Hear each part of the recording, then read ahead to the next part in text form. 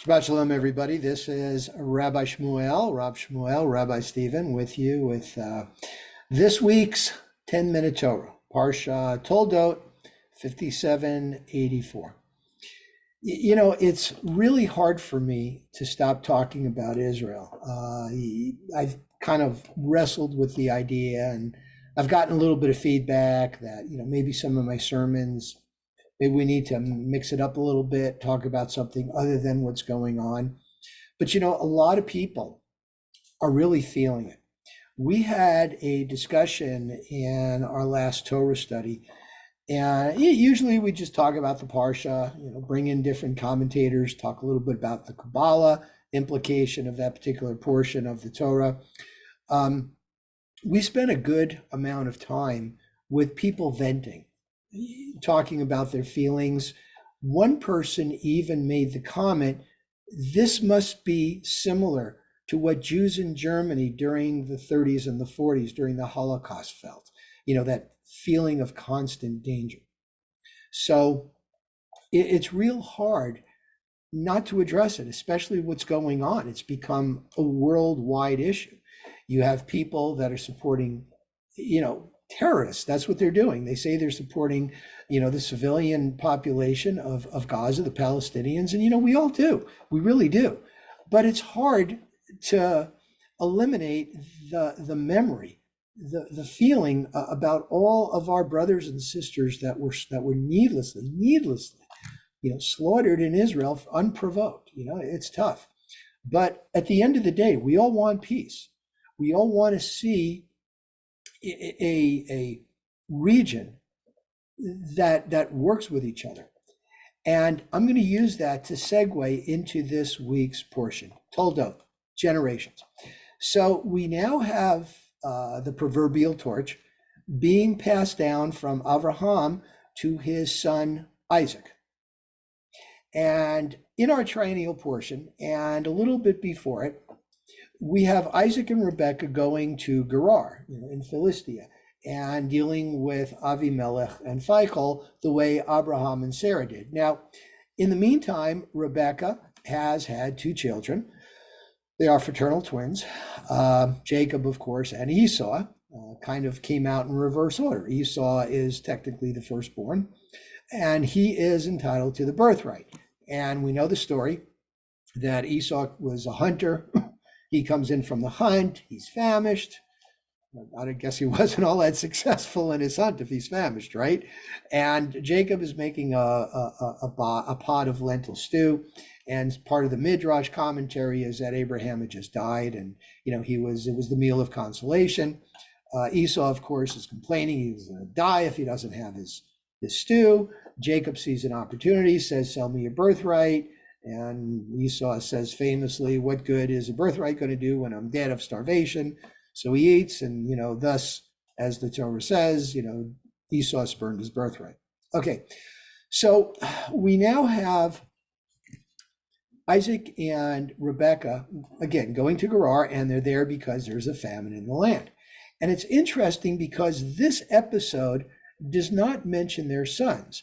So people say, were their sons with them?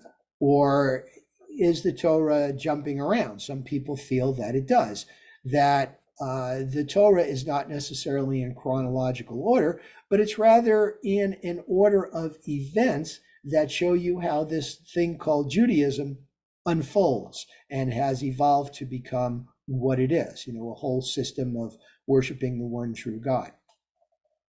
Nevertheless, we have the same problem that Abraham and Sarah did. Rebecca is, very attractive, and the Philistines, the Gerarians, whoever they were whatever they were called, rather, were attracted to her. And Abimelech is yet another dream. He goes, "What are you doing to me? Now first it was your father, now it's you. Why don't you tell us?" And Isaac's like, "Well, your people aren't exactly the most moral people, so there it is." So they let Isaac and Rebekah settle in their land. It's more arid. And once again, God blesses Isaac the way God blessed Abraham, and Isaac gains 100-fold, sheep, cattle, all sorts of great stuff. And what happens? Philistines are understandably jealous. This is crazy. This guy moves in. He's a foreigner.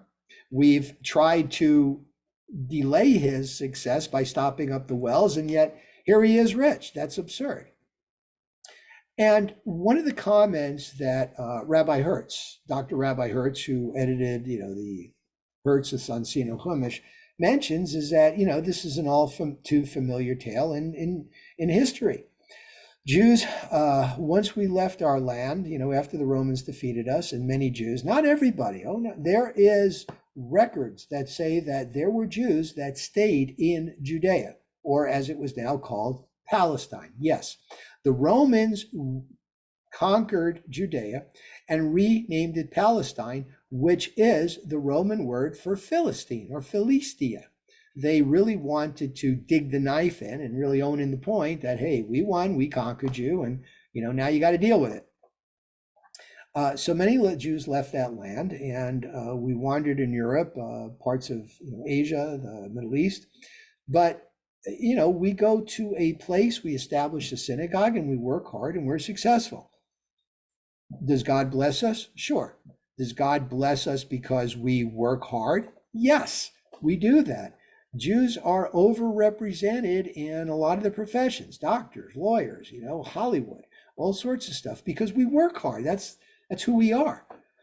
So maybe Isaac worked, he was rewarded. He was also blessed. Let's not forget that. And he reaped the benefits of God's oversight. So Isaac then is successful. And what do Phicol and Abimelech do? Well, they want to make a treaty with him. Why? Because he's so successful. And they see that God has blessed Isaac the same way God has blessed Abraham, and they want to be on his good side. Now, what's happening in Israel today? All right, this is something like 4,000 years ago. But now, today, we have the Abraham Accords. We have a budding peace. That's why a lot of people say we have this attack. But Saudi Arabia, United Arab Emirates, they are all making pacts with Israel. Why? Because Israel is successful. If you can't beat them, join them. That's the old saying, and that's what they're doing. They see Israel being a leader in science. There's this joke about the BDF, boycott, divest, and sanction Israel for their products. Well, that means you're not going to get the benefits of a lot of medicine and a lot of medical technology that was developed in Israel. It's kind of you're defeating yourself. They also see that Israel has warded off attack after attack. It's been kind of an ongoing war, but the Yom Kippur War, it was hard won, but it was won. 67 war, won. 56, won, right? So what are we doing fighting these people that really, when you look at it, mean us no harm? Wouldn't it be better if we work together? And I'm going to tell you, watch out, world. This issue, this war with Hamas, with the terrorist group, and let's call it what it is, it's with this terrorist group whose leaders reside in abject luxury in Qatar, living in forced 5-star hotels. It's absurd. Well, they direct people to, I'm not going to go into it anymore. I'm done. But they're going to be left by the wayside because they're not part of this new prosperity.